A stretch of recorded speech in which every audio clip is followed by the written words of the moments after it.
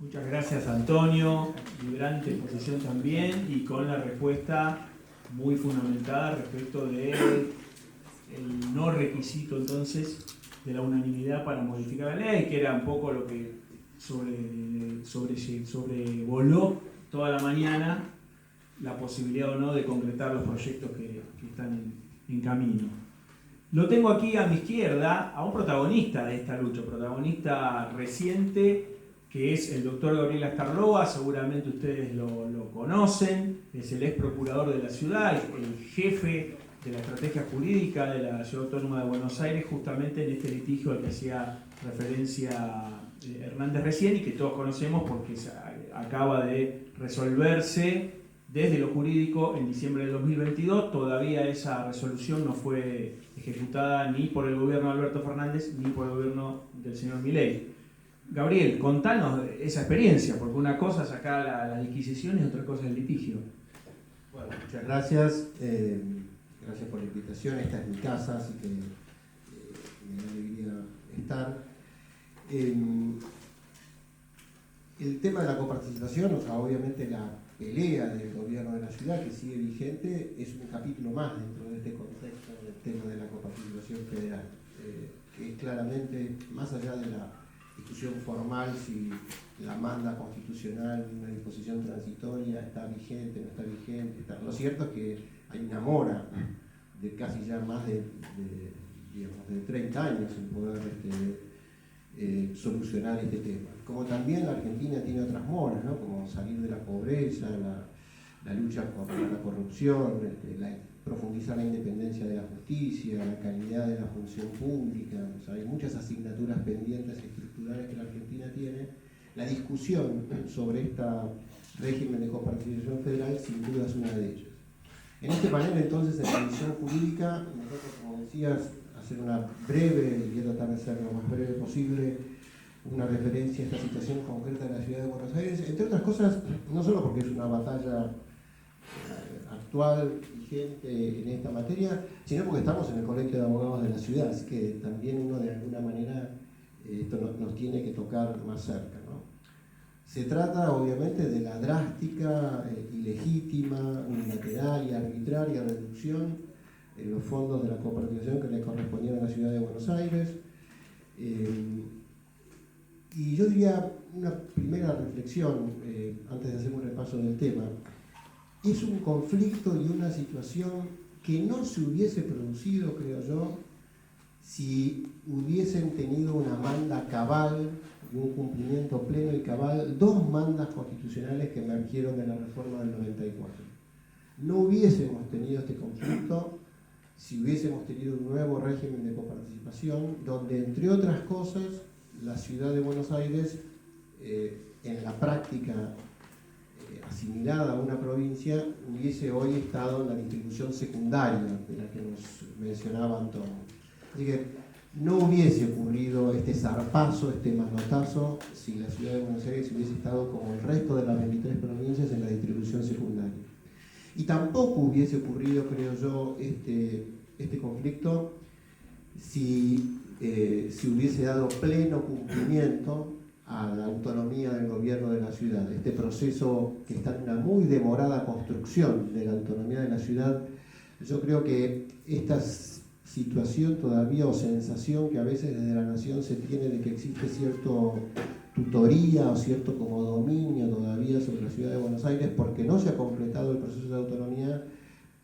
ha también influido en la decisión que se tomó, ¿no? Claramente, entonces, es un conflicto que se refiere a una cuestión constitucional. Estamos en la discusión, en el eje de la discusión, en ese artículo 75, inciso 2 de la Constitución, y tiene que ver claramente con la cuestión de la transferencia de competencias, servicios y funciones, porque recordemos, el porcentaje de coparticipación de la Ciudad de Buenos Aires había sido incrementado al momento de la transferencia de los servicios de seguridad en materia no federal, que ocurrieron a principios del 2016, había sido incrementado un 3,5%. Y la decisión tomada, ese decreto 735, dictado en plena pandemia, constituyó una afrenta y una clara violación a dos principios constitucionales muy evidentes, como es el federalismo fiscal de concertación, la necesidad de que ante una competencia de transferencia, de servicio y de una función, y de los recursos que claramente se corresponden con ella, tiene que haber aprobación de la provincia respectiva, cuando es la nación la que transfiere, o en este caso de la ciudad de Buenos Aires. Y claramente esta aquiescencia, este consentimiento no estuvo presente. Así que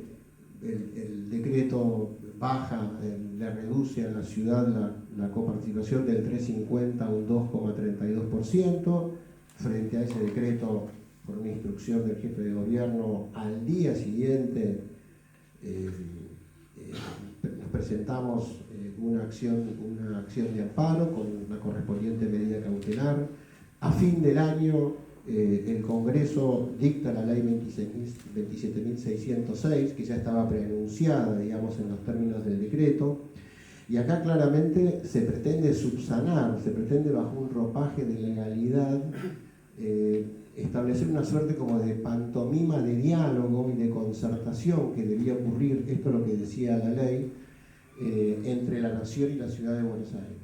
pero sobre una situación fáctica y real. Se asumía que faltaba la aprobación del Congreso a la transferencia que había operado en el 2016, cuando en rigor de verdad, por una modificación de la ley Cafiero, ya el Congreso se había expedido y había autorizado, había prestado su consentimiento a la transferencia de los servicios de seguridad no federales y había habilitado la vía de los pactos y de los convenios bilaterales para que de esta manera la transferencia se hubiera producido. Por lo cual, falacia, no hacía falta ninguna aprobación del Congreso. Y por supuesto, el diálogo al que la ley invitaba era un diálogo de cancha. Los que nos gusta el fútbol, digamos, se nos complicaba mucho poder hacer un gol en ese diálogo y teníamos todas las chances de que nos llenen la canasta, porque obviamente se fijaba un plazo, pero mientras no hubiese acuerdo, no había ningún incentivo para que el Estado Nacional acuerde, porque seguía rigiendo el monto fijo por una pauta de actualización que fijaba la ley, y además también el diálogo estaba condicionado porque se tomaba una fecha a partir del cual debían hacerse los cálculos en las mediciones, que no fue la que efectivamente se tomó en realidad, y por eso también implicaba, digamos, una gran identidad en esa negociación.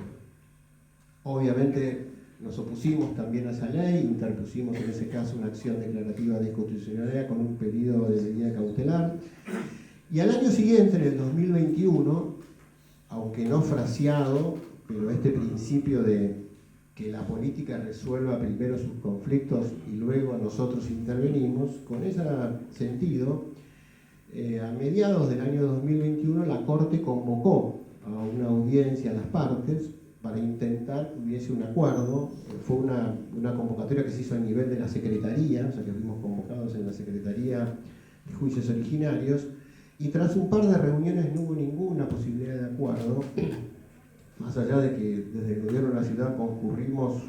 con toda nuestra plana mayor. Concurrió el ministro de Seguridad y Justicia, el ministro de Hacienda, concurrí yo como representante legal de la ciudad frente a una representación del Estado Nacional, digamos, de apoderados del Ministerio de Economía. Pero claro, el Estado Nacional decía, sí, yo me siento a dialogar con la Ciudad de Buenos Aires, pero en los términos de la ley. Y la ley era lo que precisamente impugnamos, así que explicamos en la Corte que obviamente ese diálogo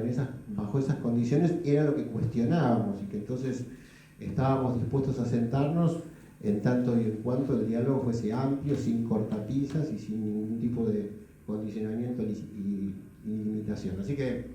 digamos, acá no nos pusimos de acuerdo en las condiciones que tenía que haber para poder sentarse a conversar. Transcurrió de esa manera entonces todo el año 2021, y en el año 2022 la Corte vuelve a convocar a una audiencia, esta vez con la advertencia de que era el propio tribunal el que iba a tomar esa audiencia, una audiencia, por cierto, reservada a las partes, y muy importante porque la Corte nos avisaron que teníamos plazo para hacer nuestros alegatos, pero al mismo tiempo teníamos que estar preparados para preguntas, así que fue una audiencia muy punzante, muy rica. Recuerdo que me volvió, como en las viejas épocas de la facultad, ese dolor de estómago previo que uno tenía la noche anterior frente a ese examen. Y la Corte, tras esa audiencia, llamó un cuarto intermedio y a los 15 minutos regresaron los miembros del tribunal y dijeron: les damos un plazo de 30 días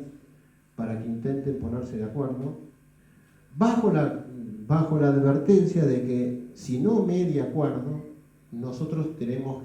la obligación de expedirnos sobre el pedido cautelar que una de las partes tenía planteada, que era el gobierno de la ciudad. Así que tuvimos estas conversaciones, esta vez en un tono más abierto, más franco, se habló de todos los temas en 7 u 8 reuniones que tuvimos, no nos pusimos de acuerdo tampoco, así lo hicimos saber al tribunal y bueno, obviamente a fin de año todos supimos entonces de la sentencia cautelar del 21 de diciembre que incrementa, digamos, que obviamente hace mérito de la verosimilitud del derecho que tenía la ciudad de Buenos Aires, del peligro en la demora, e incrementa en un 2,95% entonces ese porcentaje. Desde ese momento el fallo está incumplido. El Estado Nacional planteó una recusación, planteó después una revocación in extremis. Solo hasta ahora la recusación fue rechazada por el tribunal.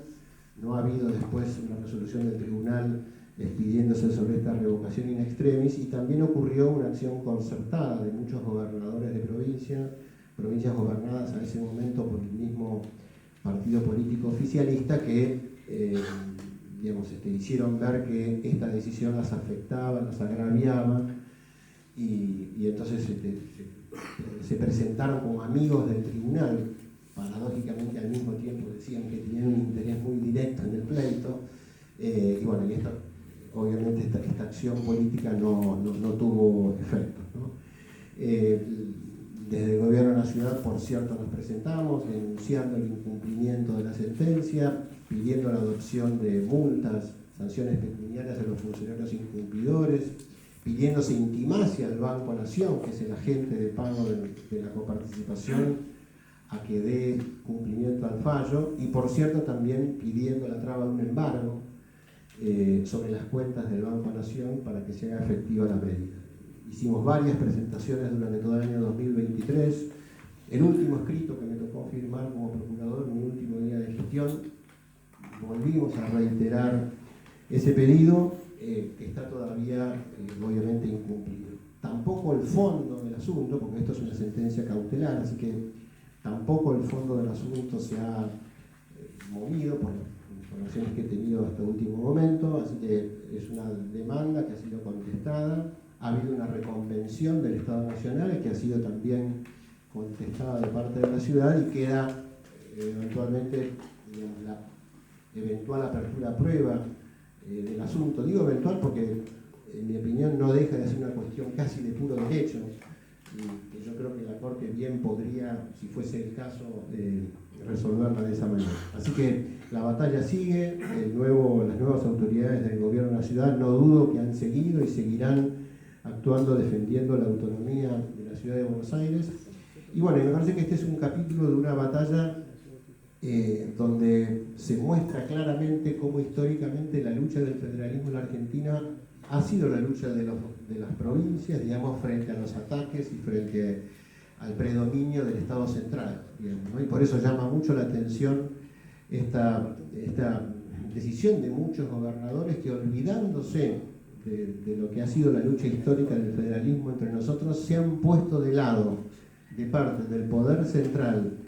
que ataca, menoscaba y pega un zarpazo a las finanzas provinciales solo por una cuestión de tambor batiente y del calor de los intereses políticos, ¿no? Así que es verdad que la ciudad de Buenos Aires depende menos de los recursos de la coparticipación de otras jurisdicciones. Recordaba el doctor Benítez, digamos, que la ciudad aporta el 18,56% y recibe tan solo el 2,2%. Hay un aporte solidario claramente evidenciado en los números por parte de la ciudad, de la que la ciudad no reniega y hace también a nuestra idiosincrasia, a nuestra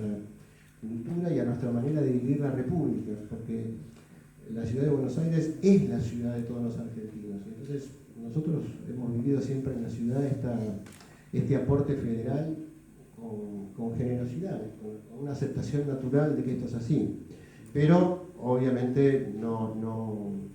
esto no implica aceptar ni consentir, ni tolerar semejante agravio y semejante ataque al federalismo como es el que se ha realizado. Permítame lo último, matizado además con que sobre este flagrante incumplimiento, que ya de por sí es descabellado y es inadmisible, tenemos que pensar que sobre esta causal y sobre otras se montó además el inicio de un juicio político a los jueces de la Corte Suprema, de la cual también me tocó participar como testigo en una audiencia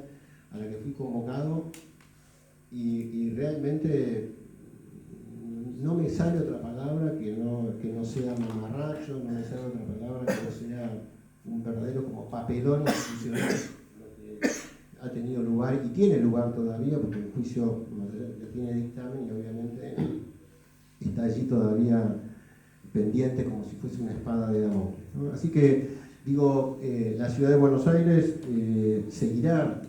desplegando por su propia defensa y seguirá aportando, obviamente, al diálogo federal en la necesidad también de que finalmente encontremos la manera de que estas dos mandas constitucionales, aún incumplidas, puedan tener realidad. La construcción acelerada de la autonomía de la Ciudad de Buenos Aires y obviamente finalmente, digamos, un nuevo régimen de coparticipación federal que salte el amor institucional en la que